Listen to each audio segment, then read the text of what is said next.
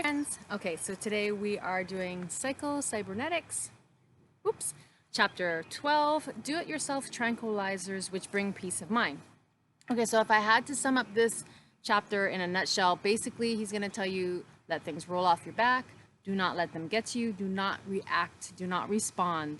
Choose what you're reacting to. And that's just a nutshell, but that's not going to be quite right. Okay, so here we go. Tranquilizer drugs is what he starts off with. And he says, the various tranquilizers erect a psychic screen between us and the disturbing stimuli. So basically, it doesn't take away the stimuli, it just puts up a barrier. It puts up what he keeps calling an umbrella.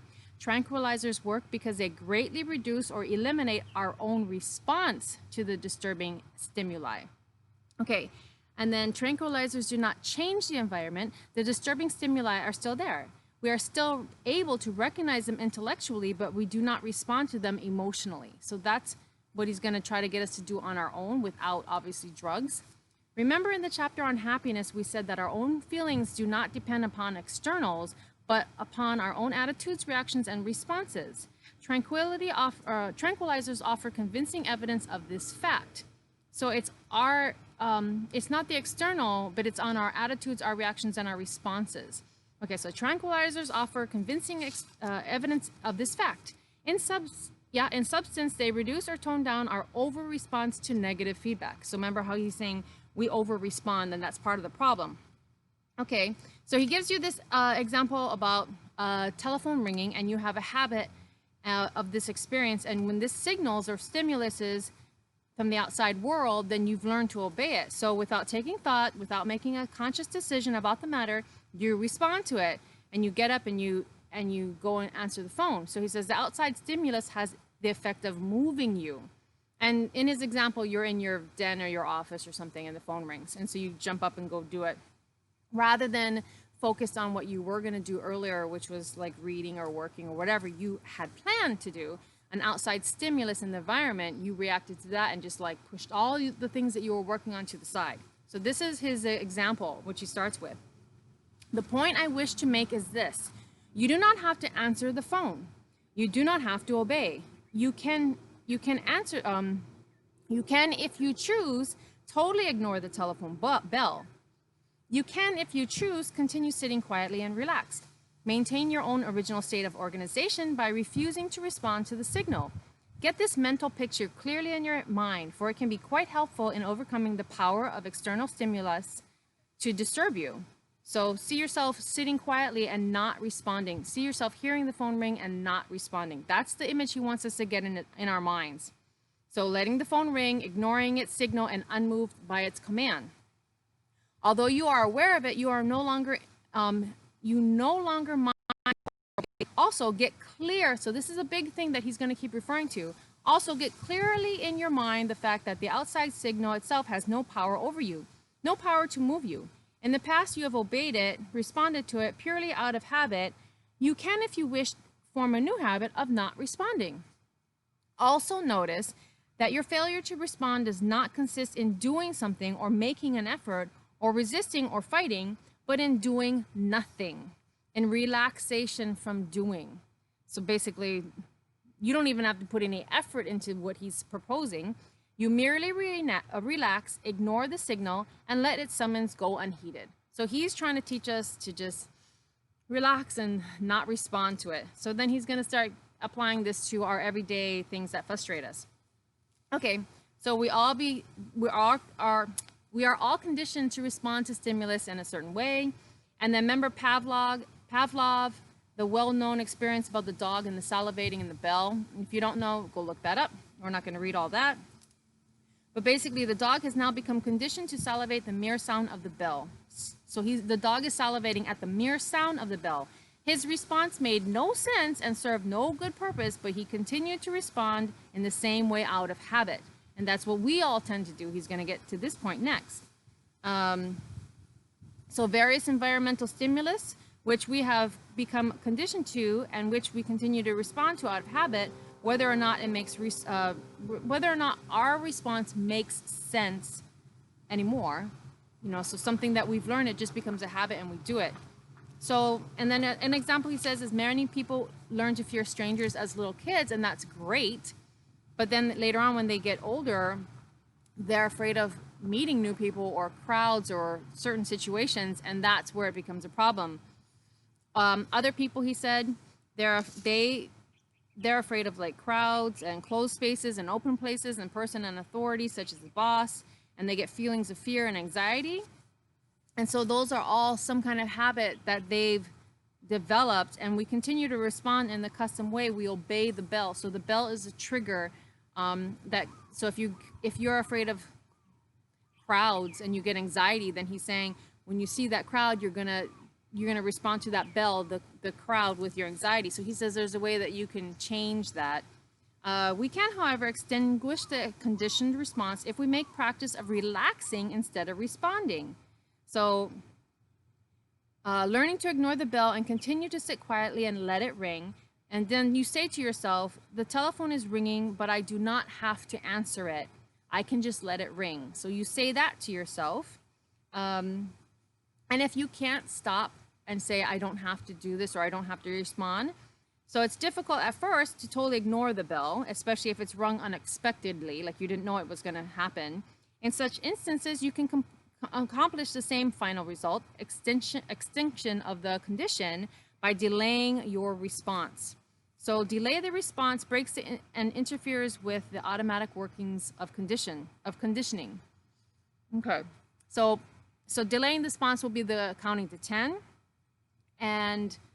but you can't just count to 10 and then still blow up and be mad if you're angry. You have to count to 10 and like relax. And then he's going to make a point that so the response in anger consists of more than shouting or desk beating. The tension in your muscles is a response. You cannot feel the emotion of anger or fear if your muscles remain perfectly relaxed. Therefore, if you can delay feeling angry for 10 seconds, delay responding at all, you can extinguish the automatic reflex. So you're going to start having tense muscles and all of this when you're angry. And he's saying if you count to 10 and just do not let your muscles get tense and actually relax, you're going to start breaking that automatic explosion or angry that you get at certain stimuli. You can change that habit. And the one lady who had anxious of crowds when she was around a lot of people, she would get to a point where she couldn't take it anymore, and then she'd say, very well, but not this minute. Like, I'm not going to run away this minute.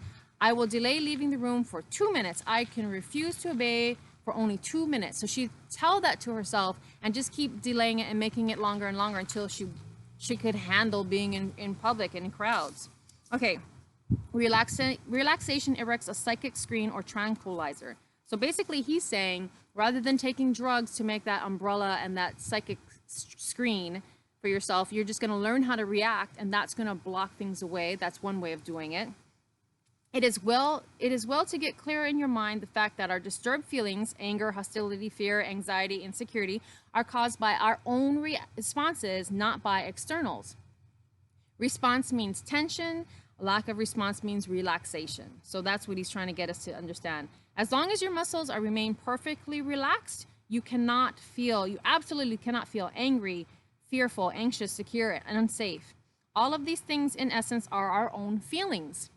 Tension in muscles is preparedness for action, or getting ready to respond. Relaxation of muscles brings about the mental relaxation or peace or relaxed attitude. Thus, relaxation in is nature's own tranquilizer, which erects a psychic screen or umbrella between you and the disturbing stimulus. Okay, so that's what he's trying to say. Do not get tranquilizer drugs. Start learning how to relax.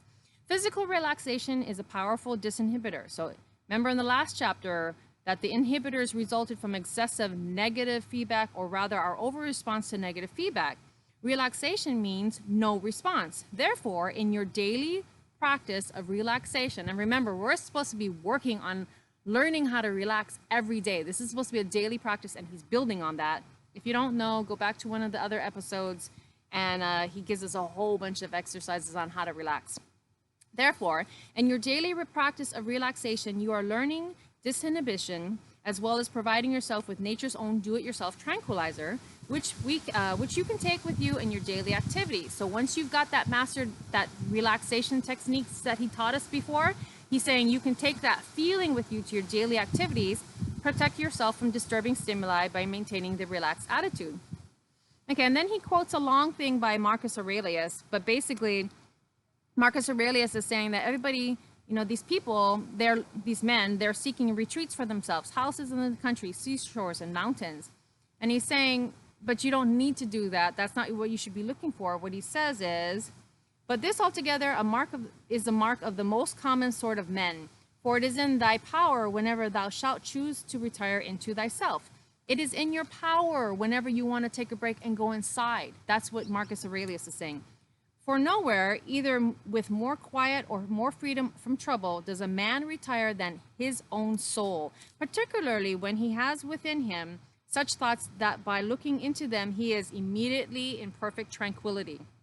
So nothing out there is going to be more peaceful than when you go inside to your own soul, but you got to work on it. Like, start now if you haven't.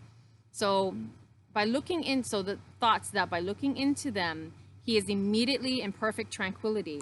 And I affirm that tranquility is nothing else than good ordering of the mind.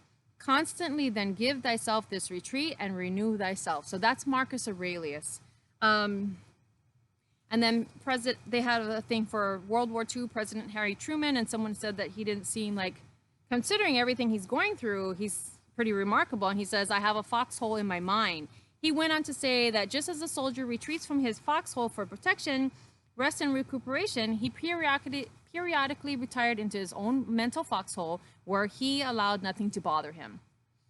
So two people that he's quoting saying the same thing. So what he's saying now is, he says, each of us needs a quiet room inside your own mind. So that's where you're going to center, and you're going to, that is never disturbed, no matter how rough the waves may be, that come to the surface. So no matter what's going on around you, that place within you is going to be peaceful, and you're going to be able to reset yourself there. So that's what he wants you to do.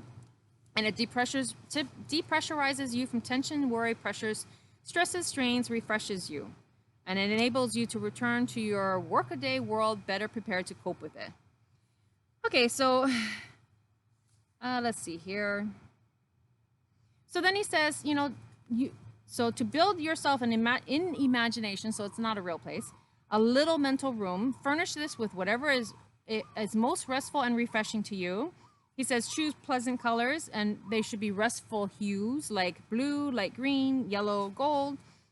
Make sure it's plainly and simply furnished, like nothing super extravagant. There are no distracting elements. It's very neat and everything's in order, and it's simplicity, quietness, beauty, and keynote. So you just want a very calm place that you can imagine yourself sitting inside with your comfortable chair, beautiful landscape, beautiful painting, or some verse that you like in poetry. Something that's gonna, but not like overly done, okay? And then you're gonna see, you're gonna look out and see a beautiful beach, and the waves roll up upon the beach and retreat, but you cannot hear them, for your room is very, very quiet. Now, if the beach is not your thing, then pick something else, but you're going to have this quiet space. You can't hear the outside. And then take as much care as in building this room as you would in your imagination, as you would building an actual room in real life, down to every detail, so that it's real for you. Because remember, everything you can imagine, you're at a certain point in time, you don't know if it's real or not. Your subconscious. Okay, so then you go into your quiet room and you rest for a few minutes, and you say to yourself, I'm going to rest in my quiet room. And you're sitting down in your favorite chair and utterly relaxed and at peace with the world, and you left your worries at the door, at the stairs, like there's no decisions to be made, no hurry, no bother. This is a little vacation that he wants you to take every day. And then he's saying, yes, this is escapism. And because I'm sure some people are going to be like, that's just running away. No, yes, but no, it's an escapism. Our nervous system needs a certain amount of escapism. It needs some freedom and protection from the continual bombardment of external stimuli. And so just like we take vacations every year to vacate the old scenes, old duties, old responsibilities, to get away from it all, your soul and your nervous system need room for rest, recuperation, and protection every bit as much as your physical body needs a physical house, and for the same reason. So he's saying this quiet room is basically for your soul and your nervous system, and for you to reset. So he's giving you more reasons why, even if you think it sounds silly, that you should look at. And pictures are more impressive to your automatic mechanism than words. So he gives this example of Yellowstone National Park in Old Faithful, and then the geyser explodes about every hour. And the little boy said to his dad, like, what makes it do that? And the dad says, I guess old Mother Earth is just like the rest of us. She builds up a certain amount of pressure, and every once in a while just has to blow off steam and stay healthy. So for him, Maxwell Maltz, what he did is he went into his room and he formed a mental picture of emotional steam and pressure coming out of the top of his head and evaporating harmlessly. And that was a good thing for him to just kind of let things go. And so he's saying, try that. If that works for you, then great. Okay, now if you are using an adding machine or an electric computer, you must clear the machine of previous problems before undertaking a new one. Otherwise, parts of the old problem carry into the in the old situation carries over into the new situation to give you the wrong answer. So, you know, if you're doing a computer, you're gonna clear everything and start a new project or start a new whatever. You're not gonna just carry old data into a new project.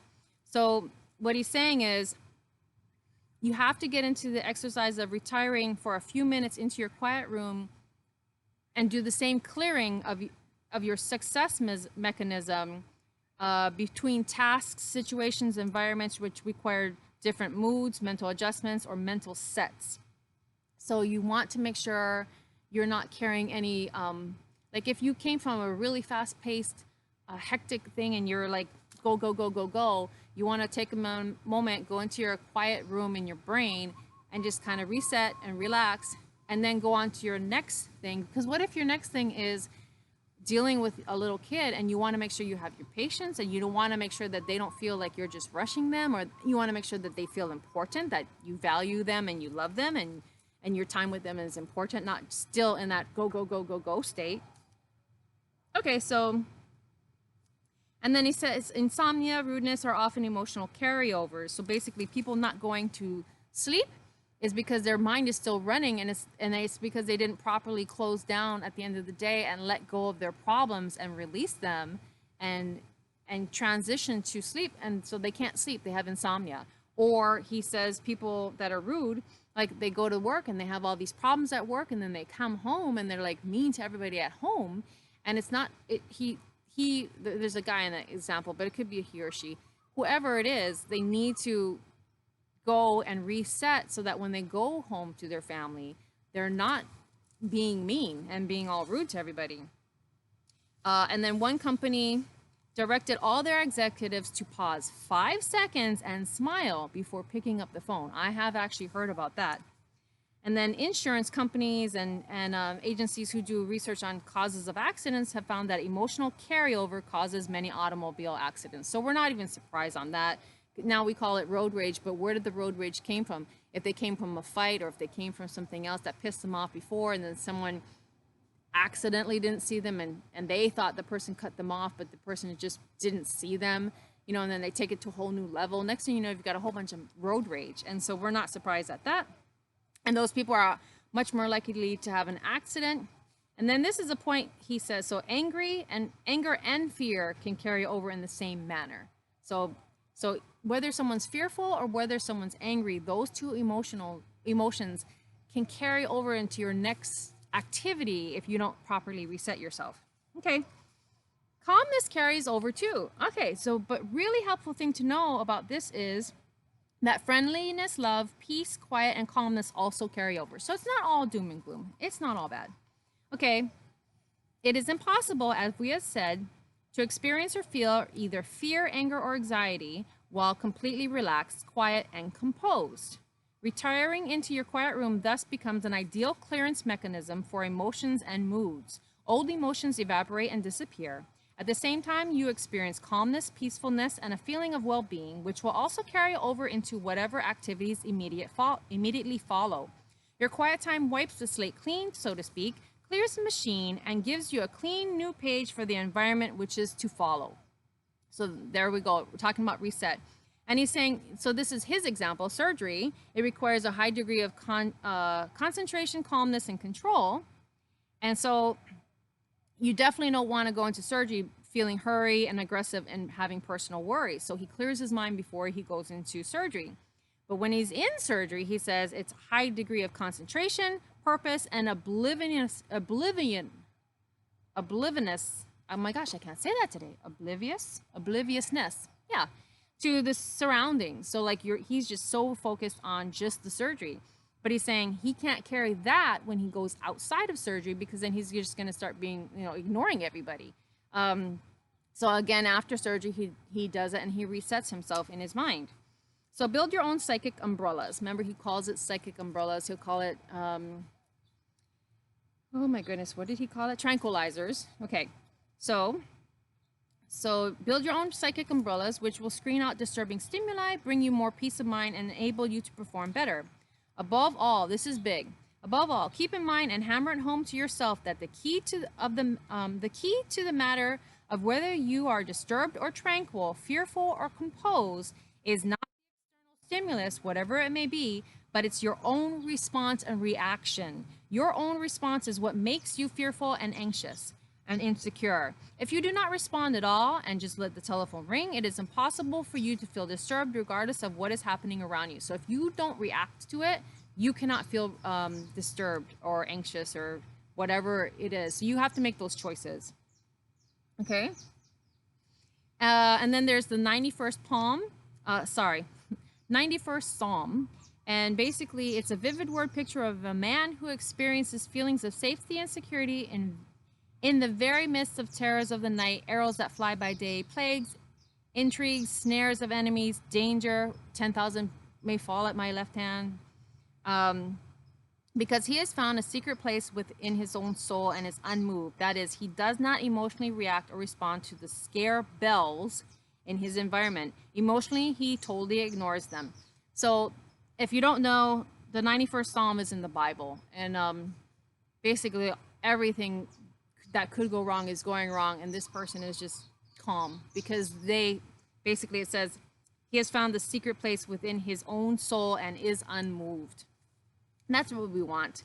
Okay, you are basically an actor, not a reactor. Throughout this book, we have spoken of reacting and responding appropriately to environmental factors, but you are an actor. You're not reactionary. As a goal-striving being, we first act. We set our own goals, determine our own course, then within the context of this goal-striving structure, we respond and react appropriately. That is, in a matter which will further our progress and serve our own ends. So you set your goals and you react in ways that'll keep getting you closer to your goal. So if something is going to take us further down the road to our goal and serve our ends, then we're going to do it. If it's not going to take us to our goal, then there's no need to respond at all. And if anything is going to get us off course or work against us, then no response is the appropriate response. Okay. Our own inner stability in itself is important as a goal to maintain, because if you're not stable inside, you're not going to reach your goals. So basically he's comparing us to a ship afloat and that's stable. So that ship and that boat is not going to go anywhere if it's sinking because it's not taking care of itself. So, and then Prescott Leckie, the same attitude must maintain in spite of environmental changes. So you gotta be positive and you gotta be calm. Stop fighting strawmen. Okay, so still another type of inappropriate response which causes worry, insecurity, and tension is a bad habit of trying to respond emotionally to something which does not exist except in our imagination. So this is stuff we make up on our own. Okay, not satisfied with overwhelming. This is actually kind of funny, and we all know somebody if we haven't done it ourselves. Not satisfied with over-responding to actual minor stimuli in the actual environment, many of us create straw men in our imaginations and emotionally respond to our own mental pictures. In addition to those negatives, which actually exist in the environment, we impose our own negatives. So we just make up our own stuff. We all know someone who does this. This or that may happen. What if such and such happens? And they just make up all this stuff. When we worry, we form mental pictures, adverse mental pictures of what may exist in the environment, of what may happen.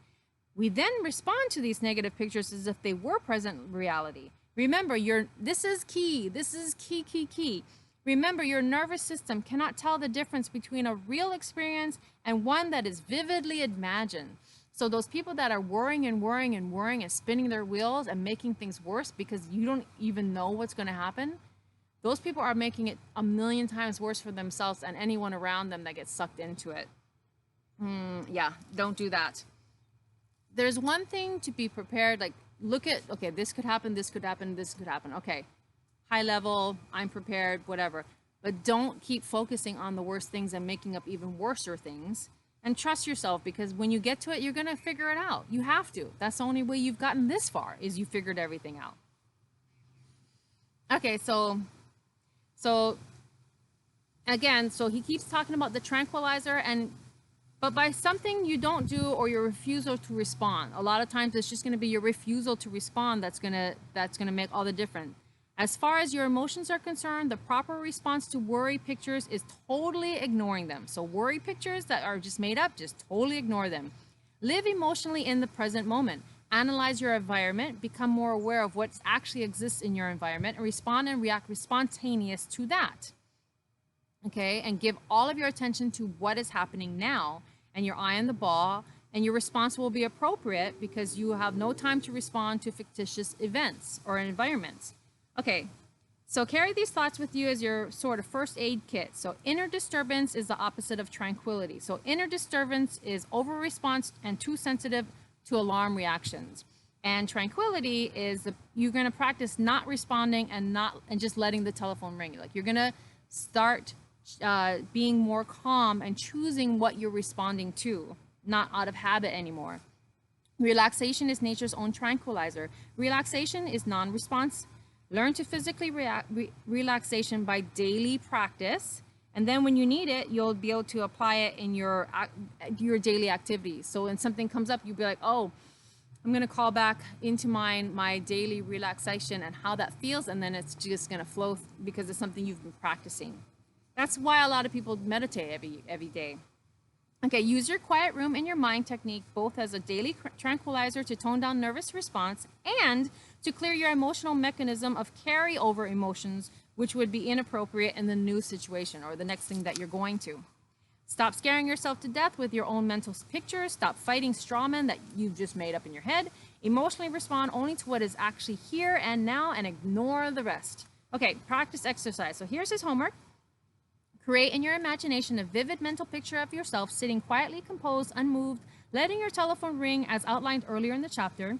Then in your daily activities, carry over the same peace, composed, unmoved attitude by remembering this mental picture. Say to yourself, I am letting the telephone ring. Whenever you are tempted to obey or respond to some fear bell or anxiety bell.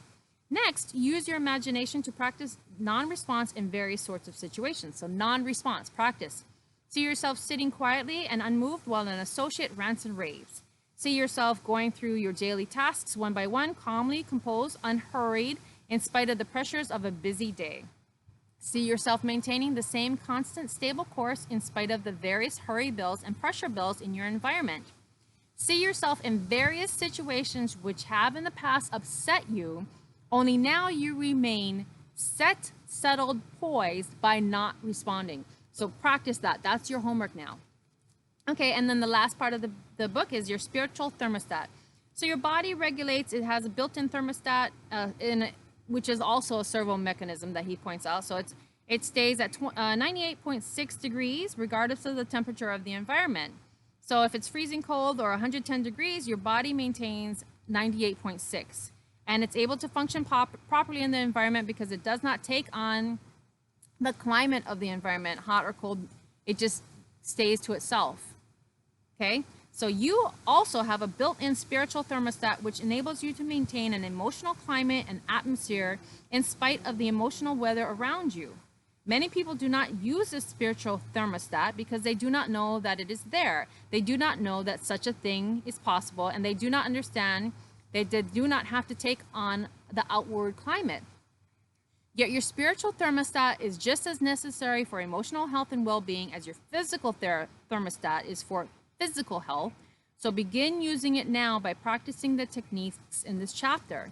So basically, We're going to learn unresponsiveness. And if you can't do that right off the bat because it's hard, your habits have been built so much that you just automatically do things, then what you're going to do is you're going to work on delaying. We're going to work on building that room in our mind that lets us go and like reset whenever we are changing activities or going to go see different people or do a different project. And in a nutshell, don't let things get to you. Let things roll off your back. Don't respond to everything. Okay, so everyone do something today that will make your future self grateful and have a wonderful day.